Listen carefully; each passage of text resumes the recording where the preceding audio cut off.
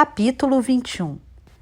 Escultor Koichi Tamura morto a facadas, encontrado em casa, lavado em sangue e caído sobre o piso do gabinete de sua casa. Tóquio. O corpo do mundialmente famoso escultor Koichi Tamura, 5 anos, foi achado no gabinete da casa onde morava em Nogata, bairro de Nakano, na tarde do dia 30 pela faxineira da família. O escultor estava nu e jazia de bruços no piso ensanguentado. Evidências de luta levam a polícia a considerar o caso como homicídio. A arma do crime, uma faca de cozinha, foi deixada ao lado do cadáver. A polícia calcula que a morte tenha ocorrido na tarde do dia 28, mas o corpo só foi descoberto 2 dias depois porque Tamura vivia sozinho nos últimos tempos. Golpeado diversas vezes no tórax com um trinchante afiado que lhe atingiu o coração e um dos pulmões, teve hemorragia violenta e morte quase instantânea. A vítima apresentava também algumas costelas quebradas, fazendo supor que o crime foi cometido com muita violência. A polícia ainda não divulgou os resultados da perícia datiloscópica e residual. Tudo indica que não há testemunhas oculares.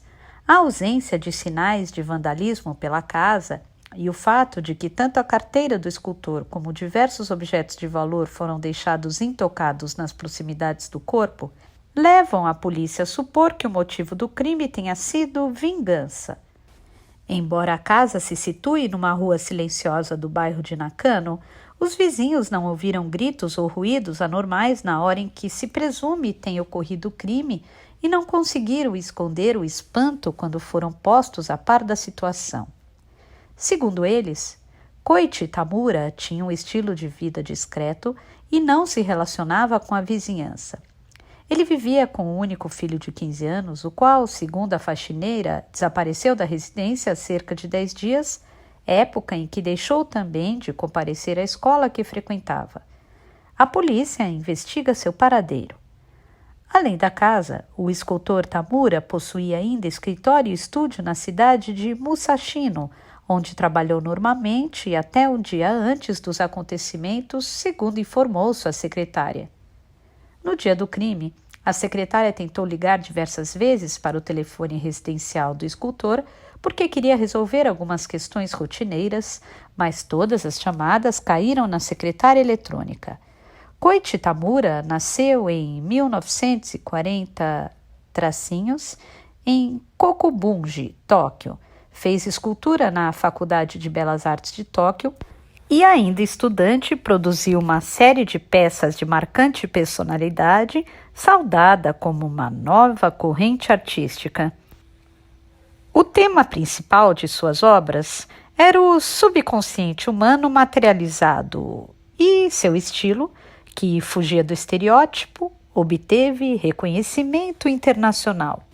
Entre suas esculturas mais conhecidas está a monumental série Labirinto, na qual buscou dar asas à ilimitada imaginação para expressar a beleza e empatia das formas dedálicas. Nos últimos tempos, vinha exercendo o cargo de professor visitante na Universidade de e na exposição realizada há 2 anos no Museu de Arte Moderna de Nova York. Neste ponto, interrompo a leitura do jornal. Há uma foto do portão de minha casa e outra de meu pai, mais jovem. Ambas imprimem um ar sinistro à notícia. Dobro o jornal em 4 e o largo em cima da mesa. Sentado na cama, não digo nada. Apenas aperto as pálpebras com a ponta dos dedos. Tenho um zumbido abafado soando em frequência uniforme nos ouvidos. Experimento sacudir a cabeça diversas vezes, mas não consigo me livrar desse incômodo ruído. Estou no quarto, já passa das 7 da noite. Oshima e eu tínhamos acabado de fechar a biblioteca. Pouco antes, a senhora Saeki tinha ido embora em seu Volkswagen. No interior da biblioteca, restamos apenas nós dois, Oshima e eu. O irritante zumbido continua em meus ouvidos. O jornal é de anteontem. Você ainda estava na cabana da montanha. Quando li a notícia e o nome Koichi Tamura, perguntei-me se ele não seria seu pai. Havia diversos fatos coincidentes. Eu talvez devesse tê-la mostrado a você ainda ontem, mas achei melhor esperar até vê-lo instalado. Eu não o matei? Sei que não. Nesse dia você ficou lendo até o fim da tarde numa sala desta biblioteca. Não teria tido tempo de sair daqui, ir a Tóquio, matar seu pai e retornar.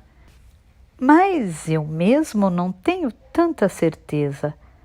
Faço alguns cálculos mentais e me dou conta de que meu pai foi morto no dia em que me descobri com a camisa úmida de sangue. De acordo com o jornal, a polícia está à sua procura. Na certa, eles o têm na conta de testemunha importante.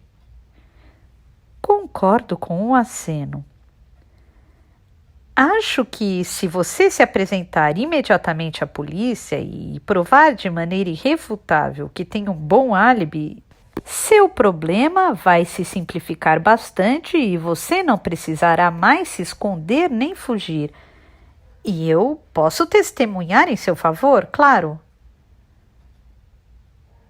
Mas se fizer isso, serei levado de volta para Tóquio. Acredito que sim. Afinal, você ainda cursa o ensino básico obrigatório. Não pode ir sozinho aonde bem quiser. Por lei, você ainda precisa de um tutor. Sacudo a cabeça e discordo.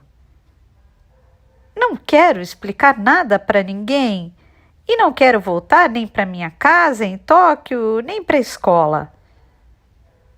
Com os lábios firmemente cerrados, Oshima me encara por alguns momentos. Você é que vai decidir. Penso que tenho o direito de viver do jeito que lhe agrada. Seja aos 15 ou aos 51 anos de idade, tanto faz. Todos têm o mesmo direito. Mas, infelizmente, acho que esse jeito de pensar não se coaduna com o do resto da sociedade.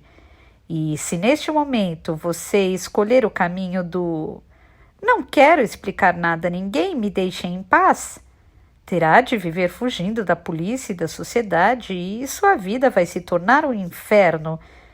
Está certo de que não se importa? Afinal, você tem apenas 15 anos e muito tempo de vida pela frente. Fico em silêncio. Oshima apanha o jornal e passa os olhos outra vez pela notícia.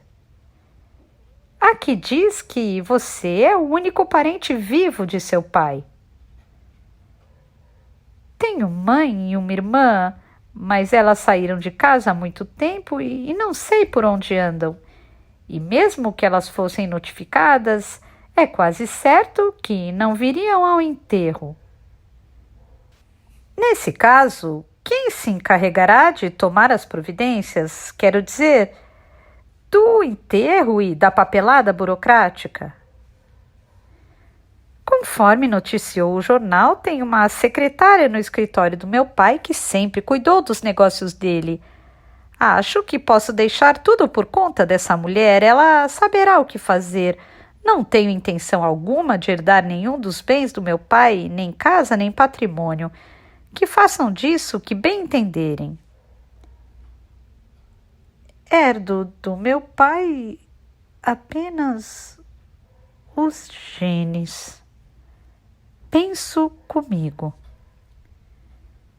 Se minhas impressões estão corretas, você não está nem triste, nem particularmente inconformado com o fato de teu pai ter sido assassinado. Sinto muito que tudo isso tenha acontecido a ele. Afinal, é sangue do meu sangue. Mas, para lhe ser absolutamente franco, sinto muito mais que ele não tenha morrido mais cedo. Sei que é desumano falar assim de alguém que acaba de falecer, mas... Oshima sacode a cabeça. Não faz mal. Mais que nunca, este momento lhe dá o direito de ser franco. Porque se isso tivesse acontecido antes, Minha voz não soa séria como a situação exige. As palavras que acabo de pronunciar não encontram destino certo e se perdem no vazio. Oshima se ergue da cadeira, se aproxima e se senta ao meu lado. Digo: coisas acontecem uma após outras em torno de mim, Oshima. Algumas porque eu quis, mas outras nada têm a ver com o fato de eu querer ou não. Só que, ultimamente, não consigo mais perceber a diferença entre elas. Sinto que mesmo as coisas que eu quis que acontecessem tinham sido programadas para acontecer muito antes de eu ter querido, entende? Como se eu estivesse apenas executando fielmente coisas que alguém programou para mim em algum lugar e que tudo é vão, que não adianta eu me empenhar ou me matar de tanto pensar, ou melhor, que quanto mais me esforço, mais vou deixando de ser eu mesmo, que estou me afastando cada vez mais do meu próprio caminho. E essa sensação é muito dolorosa. Talvez seja mais apropriado dizer que é apavorante. Às vezes, quando começo a pensar nessas coisas, chego até a ficar paralisado de terror, entende? Oshima estende o braço e toca em meu ombro. Sinto o calor reconfortante da palma da sua mão. Mesmo que isso fosse verdade, isto é, mesmo que você tenha sido destinado a ver frustrado todo o esforço ou a vontade, ainda assim você é indiscutivelmente você mesmo. Nada mais, nada menos. E está progredindo, não há dúvida alguma quanto a isso. Não se aflija. Ergo o olhar e encaro Oshima. Suas palavras possuem um estranho poder persuasivo. Ergo o olhar e encaro Oshima. Suas palavras possuem um estranho poder persuasivo. O que o leva a pensar assim? A existência de ironia em tudo isso. Ironia? Oshima mergulha o olhar no meu. Preste atenção, Kafka Tamura. Tudo isso que você está sentindo agora é tema de diversas tragédias gregas. Os homens não escolhem seu destino. O destino é que os escolhe. Essa é a visão de mundo que existe na base das tragédias gregas. E, ironicamente, a tragédia, e quem diz isso é Aristóteles, não é produto da fraqueza dos personagens, mas de suas qualidades, nas quais a dita tragédia se alavanca e cresce. Consegue entender o que estou dizendo? As pessoas são arrastadas para tragédias cada vez maiores em virtude de suas qualidades e não de seus defeitos. Exemplo marcante disso é Édipo, rei de Sófocles. A tragédia de Édipo não é produto da indolência ou da estupidez do personagem, mas de sua coragem e honestidade, o que, inevitavelmente, vem a ser uma ironia. E disso não há salvação, digo eu. Depende, diz Oshima. Às vezes não há realmente. Apesar de tudo, a ironia aprofunda e engrandece as pessoas, transforma-se em porta de entrada para a salvação num plano mais elevado, no qual você será capaz de divisar a espécie de esperança que tudo abrange. Esta é a razão pela qual as pessoas ainda hoje leem as tragédias gregas. Elas são uma espécie de arquétipo das artes. E repito, tudo na vida é metáfora. Nem todos matam o próprio pai ou dormem com a própria mãe, não é verdade? Ou seja, aceitamos a ironia por intermédio de um dispositivo a que chamamos de metáfora. E assim nos aprofundamos e crescemos como seres humanos. Permaneço em silêncio, imersa em meus próprios pensamentos.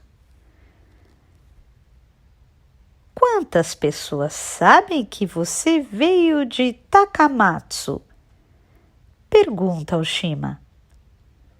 Sacudo a cabeça.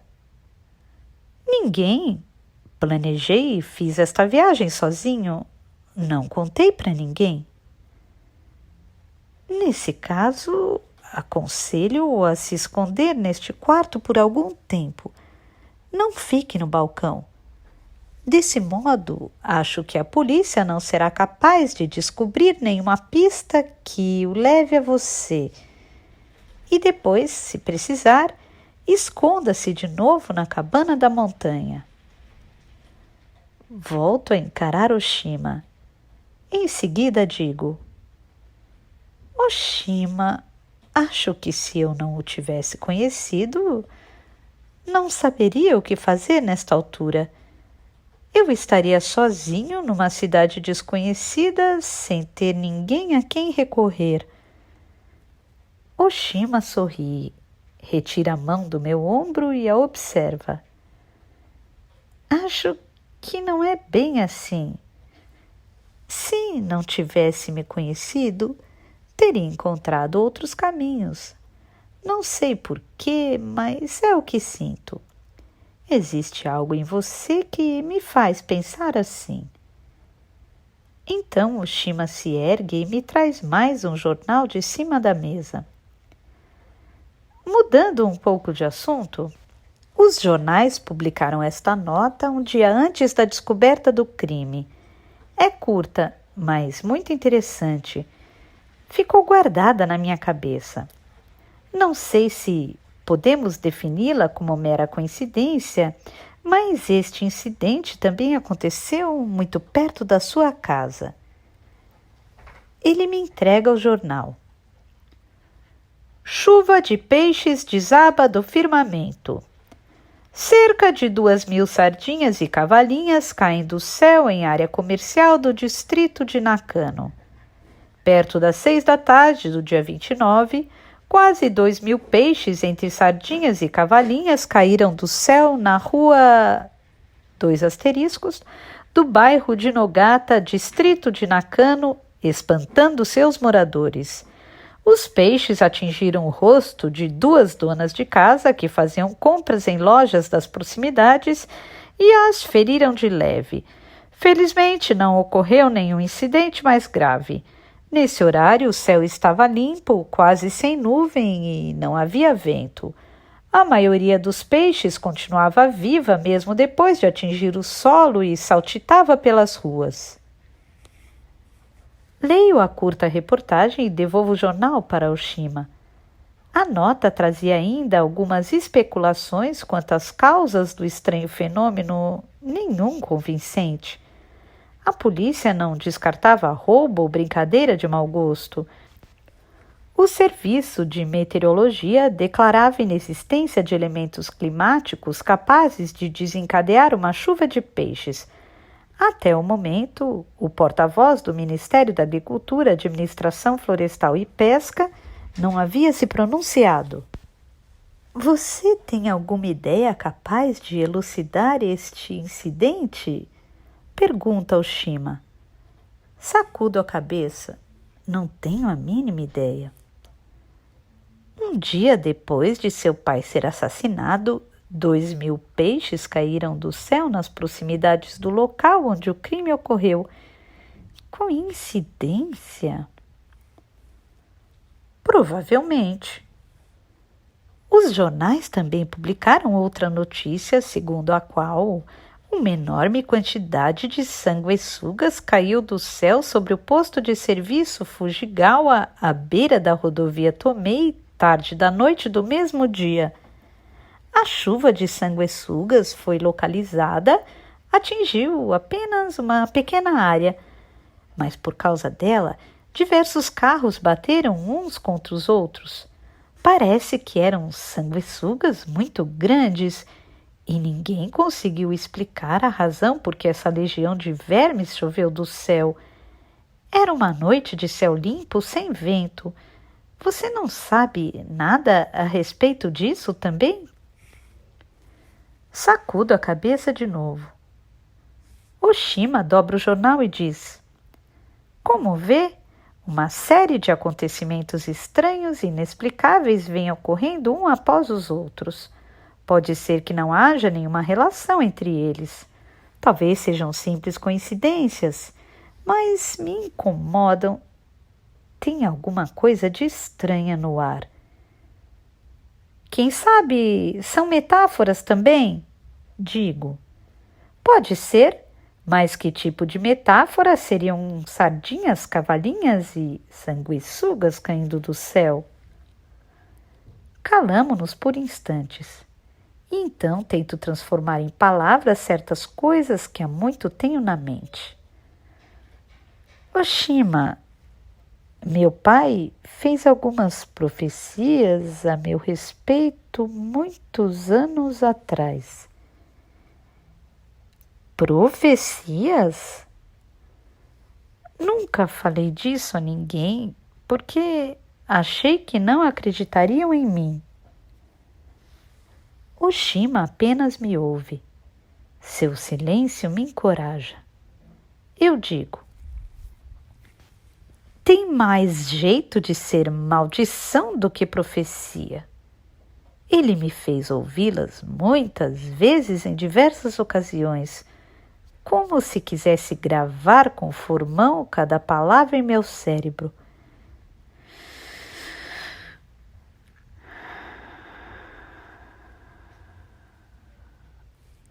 Respiro fundo, em seguida repasso mentalmente tudo o que tenho a dizer.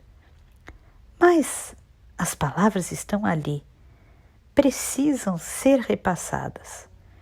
Elas estão sempre ali. Apesar de tudo, tenho de pesá-las uma vez mais. Digo: dia virá em que você matará seu pai com essas suas mãos e dormirá com sua mãe. Foi isso que ele me disse. Foi isso que ele disse. Uma vez pronunciada a profecia, ou seja, transformada em palavras, sinto surgir em meu íntimo uma enorme cratera.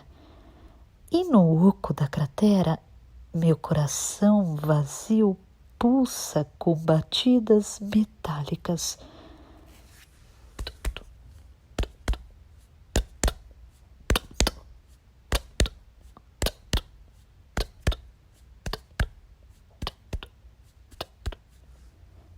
Feições inalteradas, Oshima permanece longo tempo a me contemplar.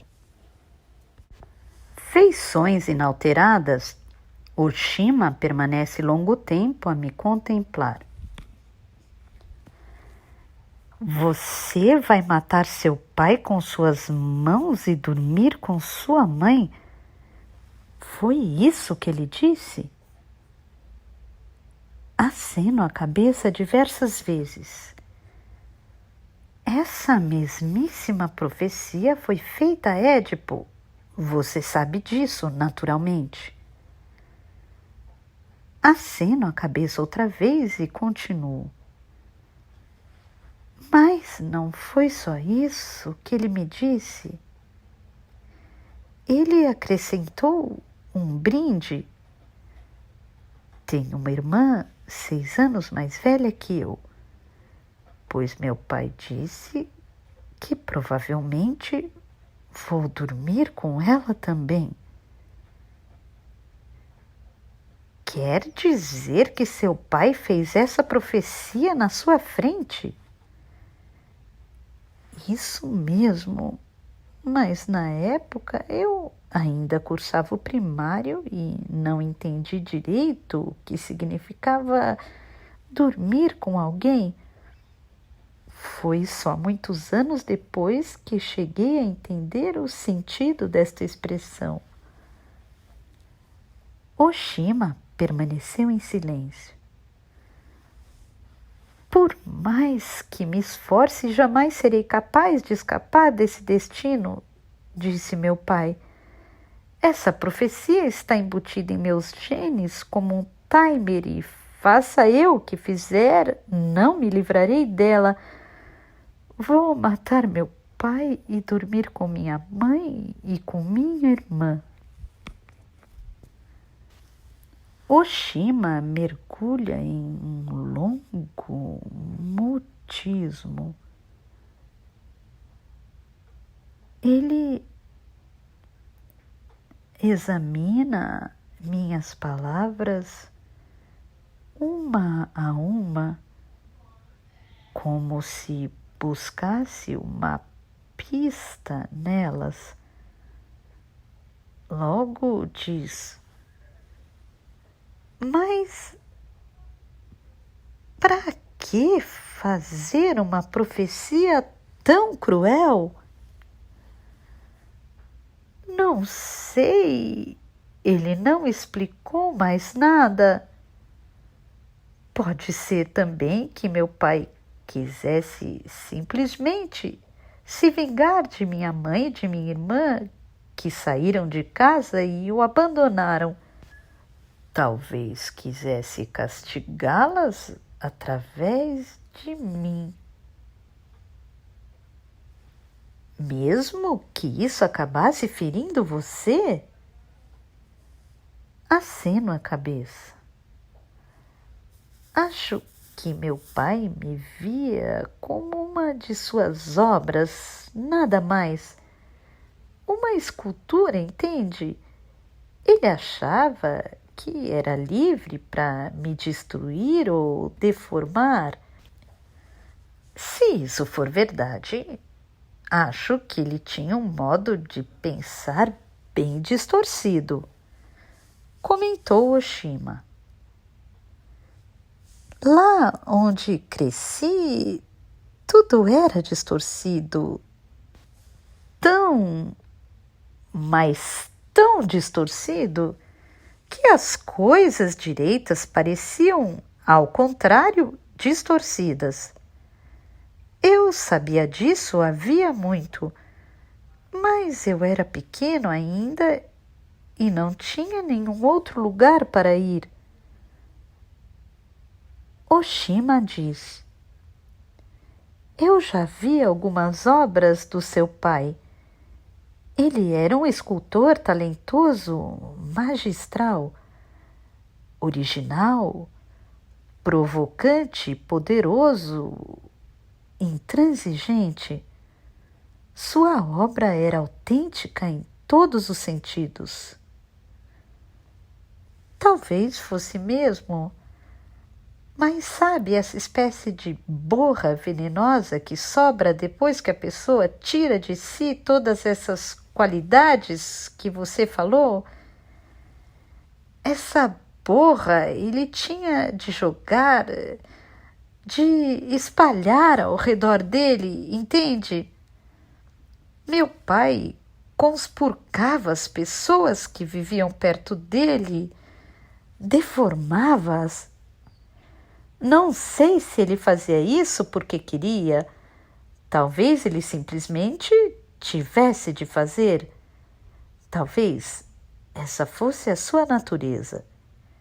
Seja como for, acho que nesse sentido ele estava conectado a alguma coisa diferente. Entende o que estou dizendo? Acho que sim, diz Oshima. E essa coisa especial deve se situar além de conceitos como bem ou mal. A fonte do poder, talvez. E eu herdei metade dos genes dele. Talvez essa seja a razão por que minha mãe não me levou junto ao sair de casa. Talvez ela tenha me descartado por me considerar um ser conspurcado, deformado, nascido dessa fonte maldita. Oshima pressiona a têmpora com a ponta dos dedos, perdido em pensamentos. Em seguida, aperta os olhos e me examina. E não há nenhuma possibilidade de ele não ser seu pai? Do ponto de vista biológico? Nego, sacudindo a cabeça. Fizemos alguns exames há alguns anos. Meu pai e eu fomos juntos a um hospital e ele solicitou um mapeamento genético do nosso sangue. O resultado provou com 100% de certeza que somos pai e filho. Ele me mostrou toda a documentação. Para que tudo isso?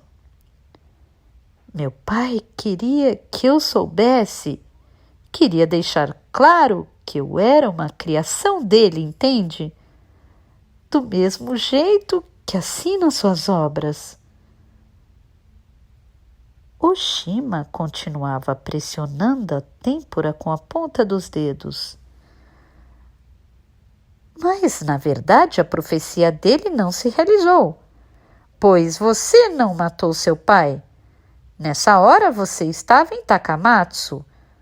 Outra pessoa o matou. É isso, não é? Falando com franqueza, não tenho tanta certeza assim. Em silêncio, espalmo minhas mãos e as contemplo. As mãos que me pareceram pretas, sujas de sangue naquela noite escura. Conto em seguida tudo o que me aconteceu. Digo a Oshima que naquela noite, ao retornar da biblioteca, perdi a consciência por algumas horas e que voltei a mim no bosque de um santuário shintoísta com a camisa encharcada de sangue, que lavei esse sangue na pia do sanitário. Não lhe digo nada a respeito de ter passado a noite no quarto de Sakura para evitar que a história ficasse longa demais. Oshima faz algumas perguntas de vez em quando, esclarece certos detalhes e memoriza tudo, mas não dá nenhuma opinião. E eu não sei onde foi que me sujei, nem de quem é o sangue. Não consigo me lembrar de nada. Talvez eu tenha matado meu pai, não no sentido metafórico, mas de verdade com estas mãos. tenho essa impressão. Realmente não retornei a Tóquio naquele dia. Conforme você disse, estive o tempo todo em Takamatsu. Isso é uma certeza. Mas responsabilidades têm início em sonhos, não é mesmo? Um verso de Yeats. Eu digo, pode ser que eu tenha matado meu pai num sonho. Talvez tenha percorrido uma espécie de circuito onírico especial e matado meu pai.